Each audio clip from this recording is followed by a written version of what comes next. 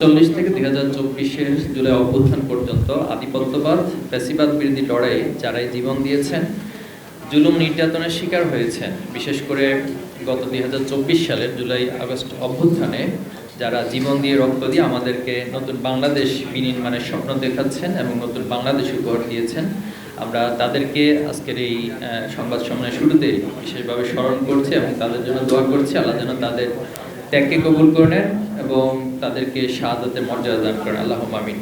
সেই সাথে এই আন্দোলনে যারা আহত পঙ্গুত্ব বরণকারী রয়েছেন, আমরা তাদের সুস্থতার জন্য আল্লাহ তাআলার কাছে দোয়া করছি, আল্লাহ তাদেরকে সুস্থ করে দিন, আমিন। প্রিয় সাংবাদিকবৃন্দ, বাংলাদেশ ইসলামী ছাত্র শিবির প্রতিষ্ঠা লগ্ন থেকেই সৎ, দক্ষ, দেশপ্রেমিক নাগরিক তৈরির জন্য বাংলাদেশের ছাত্র সমাজের মাঝে কাজ করে যাচ্ছে। ছাত্র শিবির বিশ্বাস করে একটি আদর্শ জাতি গঠনে শিক্ষার বিকল্প নেই। তাই ছাত্র শিবিরের মৌলিক 5 দফার অন্যতম একটি দফা হচ্ছে ইসলামী শিক্ষা আন্দোলন ও ছাত্র সমস্যার সমাধান। ঔপনিবেশিক শাসনের 190 বছরের দীর্ঘ আজাদী লড়াইয়ে বিজয় এসেছিল 1947 সালে। এটি শুধু ব্রিটিশ শাসন থেকে মুক্তি নয়, বরং জমিদারি প্রথার বিলুপ্তি এবং নাগরিকত্বের স্বীকৃতি সূচনা ছিল। কিন্তু পাকিস্তান রাষ্ট্র প্রতিষ্ঠার পর শাসকদের অদূরদর্শিতা, ভাষা ও সাংস্কৃতিক বৈচিত্র্যের অবমূল্যায়ন এবং রাজনৈতিক বৈষম্য পূর্ব ও পশ্চিম পাকিস্তানের মধ্যে গভীর বিভাজন সৃষ্টি করে ইতিহাসের নতুন ধারা 52 থেকে 71। অবশেষে 1971 সালে স্বাধীনতা যুদ্ধের মাধ্যমে আমরা অর্জন করি নতুন পতাকা ও স্বাধীন জাতিরাষ্ট্র বাংলাদেশ। কিন্তু স্বাধীনতার 54 বছর পর সুবর্ণ জয়ন্তী পেরিয়ে এই জনপদের মানুষ স্বাধীনতার প্রকৃত স্বাদ লাভ করতে পারেনি। বর্বার ক্ষমতার পালাবদলেও মানুষের ভাগ্যের মৌলিক কোনো পরিবর্তন পরিলক্ষিত হয়নি। শিক্ষা ও সংস্কৃতি ও রাষ্ট্রীয় মূল্যবোধ চরম অবক্ষয়, গণতান্ত্রিক কাঠামো ধ্বংস এবং প্রাতিষ্ঠানিক ব্যর্থতা রাষ্ট্রকে অকার্যকর করে তোলে।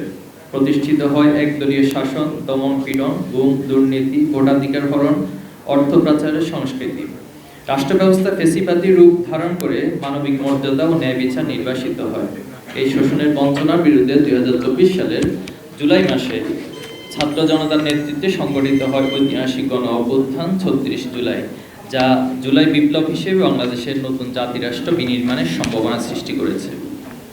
প্রিয় উপস্থিতি, পাশ্চাত্য সভ্যতার আগ্রাসন এবং ভারতীয় আধিপত্যবাদের প্রভাব এদেশে নিজস্ব শিক্ষা কাঠামো তৈরিতে অন্তরায় হয়ে দাঁড়িয়েছে।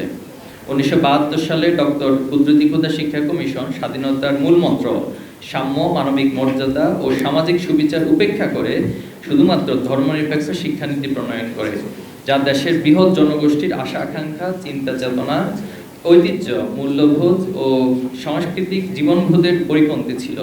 এরপর 1978 সালে শিক্ষা উপদেষ্টা পরিষদ, 1983 সালে শিক্ষা পুনর্গঠন কমিটি, 1987 সালের জাতীয় শিক্ষা কমিশন, 1994 সালের কারিকুলাম ট্রান্সফোর্স, 2001 সালের শিক্ষা বিশেষজ্ঞ কমিটি শিক্ষা সংস্কারে কাজ করেছিল।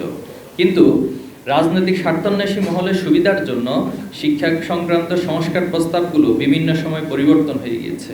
পতিত ফ্যাসিবাদী সরকার 2010 সালে একটি ফ্যাসিবাদী শিক্ষা প্রণয়ন করে এবং 2022 সাল থেকে সেই শিক্ষাক্রম বাস্তবায়ন শুরু করে।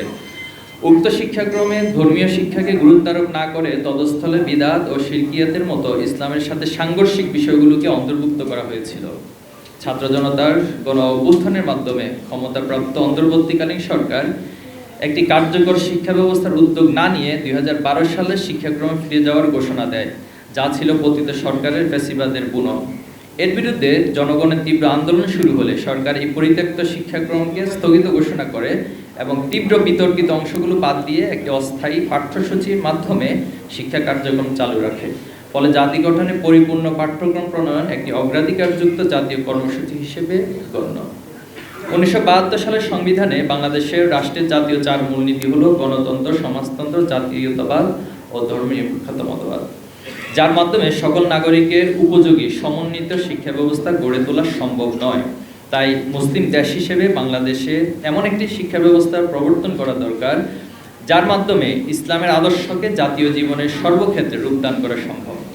আধুনিক বিশ্বে ইসলামের আদর্শকে মানবজাতির মুক্তির বিধান রূপে তুলে ধরার জন্য সুনাগরিক গঠনে জ্ঞান বিজ্ঞানের সকল দিকের শিক্ষা এবং সাহিত্যে ইসলামী নৈতিকতা, মূল্যবোধের প্রাধান্য স্থাপন করতে হবে। তাই বস্তুগত জ্ঞানের সাথে নৈতিক শক্তির সমন্বয় সাধনই আমাদের শিক্ষা ব্যবস্থার লক্ষ্য হওয়া প্রয়োজন। সম্মানিত সাংবাদিকবৃন্দ, জুলাই গণঅভ্যুত্থানের আকাঙ্ক্ষা অনুযায়ী বাংলাদেশের শিক্ষা ব্যবস্থা হওয়া উচিত সমতা ভিত্তিক, প্রযুক্তি নির্ভর ও সৃজনশীল।